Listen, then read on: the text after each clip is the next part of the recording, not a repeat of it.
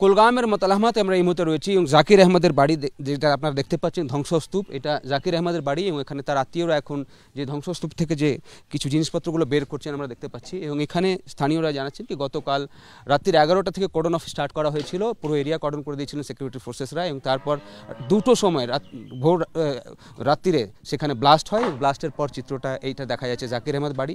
এখানকার স্থানীয়রা জানাচ্ছেন কি জাকির এখানে 2023 সাল থেকে আর আসেনি, মিসিং হয়ে যায় এবং তারপর থেকে তারা জানে না সে কোথায় রয়েছে এবং তার সঙ্গে তার যে কোনো সম্পর্ক নেই সেটাও তারা জানেছেন। কিন্তু যেদিন 22 তারিখ যে ঘটনা ঘটেছিল সেদিনই তার 2 ভাইকে পুলিশ তুলে নিয়ে যায় এবং তারা এই মুহূর্তে কুলগামে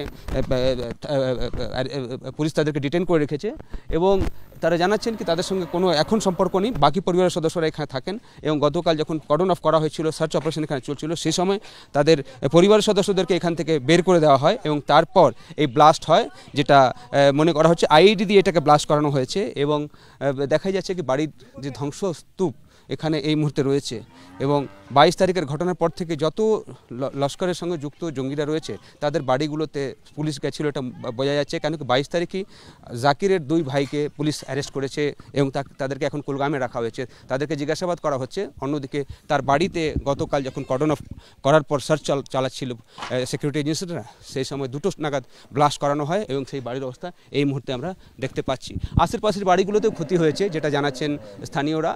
জাকিরের পাশের যে বাড়িগুলো রয়েছে সেখানেও দেখা যাচ্ছে কিছু কিছু চিহ্ন রয়েছে যেখানে যেহেতু ব্লাস্ট হয়েছিল তারপর তার প্রভাব এই বিল্ডিংগুলোতেও দেখা যাচ্ছে।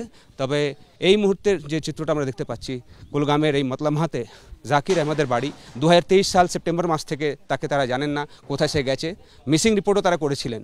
কিন্তু তারপর থেকে সে, যেটা সিকিউরিটি এজেন্সিরা জানাচ্ছেন কি সে লস্করের সঙ্গে যোগ নেয়, পাকিস্তানে যায় এবং তারপর যে 22 তারিখের ঘটনা ঘটেছে সেখানে তার একটা ভূমিকা থাকতে পারে। তার 2 ভাইকে 22 তারিখে অ্যারেস্ট করেছে পুলিশ, তাদেরকে জিজ্ঞাসাবাদ করা হচ্ছে।